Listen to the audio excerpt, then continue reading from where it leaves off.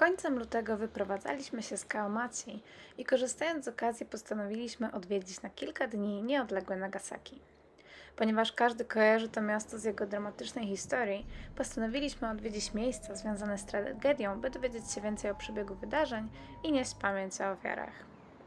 Park Pamięci, od którego zaczęliśmy, jest nie tylko pomnikiem, ale też epicentrum wybuchu bomby. Monumentalny pomnik przypomina, że zagrożenie może nadejść z każdej strony, również z nieba. Teren parku zajmowało przed wybuchem więzienie z wysokimi na kilka metrów murami. Dziś pozostały po nim tylko ślady. Niedaleko znajduje się Muzeum Bomby Atomowej, które również odwiedziliśmy. Spiralne wejście symbolicznie cofa nas w czasie aż do 9 sierpnia 1945 roku. Ukształtowanie terenu wokół Nagasaki szczęśliwie pozwoliło ograniczyć skutki promieniowania. Fala nie mogła rozejść się dalej niż do otaczających miasto pasm górskich. Niestety to jedyna dobra wiadomość, gdyż miejsce detonacji w ciągu kilku sekund przestało istnieć. Dziś miasto jest zbudowane, jednak w wielu miejscach można natrafić na ślady pamięci o tragedii i szczątki budowli zniszczonych w wybuchu. Przed katedrą Urakami można obejrzeć wiele elementów architektonicznych, które choć uszkodzone, przetrwały do dziś. Osobiście najbardziej poruszyły mnie pozostałości bramy Torii, której jedna część pozostała nietknięta wybuchem, podczas gdy druga runęła. Obie części zostały zachowane, stając się pięknym i bolesnym symbolem. Jednak życie musi toczyć się dalej i Nagasaki oprócz bolesnej historii ma też piękną teraźniejszość. Miasto rozwija się, przyciąga turystów, kusi osobliwymi kawiarenkami, z których niektóre mogą napędzić stracha w środku nocy, gdy niespodziewanie stanie się oko w oko z tramwajem.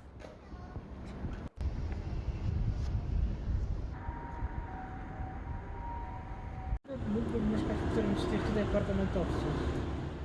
Oprócz atrakcyjnych dla Tomka budynków, w których mógłby zamieszkać, jest też coś dla mnie. Wychillowane gołębie i rozleniwione koty.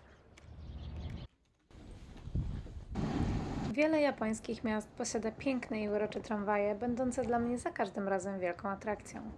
Zaskakiwać jednak może ich rozmiar, gdyż większość ma tylko jeden wagon.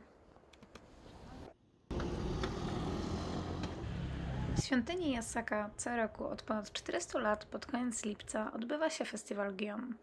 Jest to rytuał szintoistyczny mający na celu zapobieganie epidemiom, bezpieczeństwo rodziny i pokój na świecie.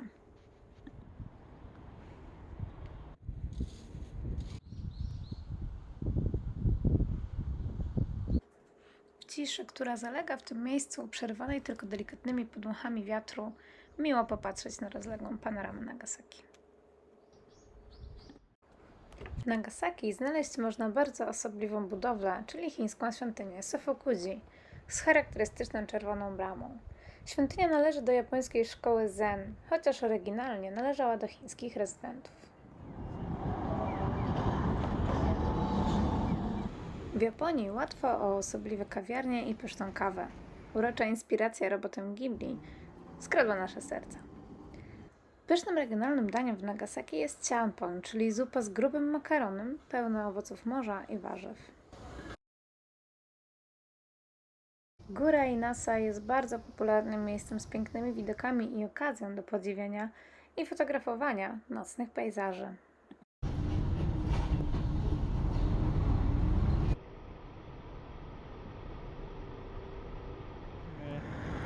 Czymś, o czym prawdopodobnie nie słyszeliście, jest oddalona o około 19 km od Nagasaki Hashima, szerzej znana jako Gunkenjima. Mimo swojego przerażającego wyglądu, jest to obiekt figurujący na liście Światowego Dziedzictwa UNESCO. Ta niewielka, w większości sztuczna wyspa to miejsce wydobycia węgla kamiennego, którego złoże odkryto w 1810 roku. Niespełna 80 lat później jego wydobycie zaczęło gwałtownie się zwiększać, tworząc konieczność stopniowej rozbudowy i powiększenia wyspy. Życie na Hashimie było trudne i wymagające. Brak odpowiedniego miejsca pod uprawy warzyw, ciągłe ataki morza i tajfunów, problemy z dostępem do słodkiej wody oraz racjonowanie jej użycia, a także wiele innych utrapień skutecznie uprzykrzały życie na wyspie. A warto wspomnieć, że w latach 60. wyspę zamieszkiwało ponad 5000 ludzi. Ostatni mieszkańcy wyspy opuścili ją w 1974 roku, pozostawiając ją niezamieszkaną do dziś. I to by było na tyle. Kolejny przystanek Kagoshima. 今日も西九州新幹線をご利用くださいましてありがとうございます。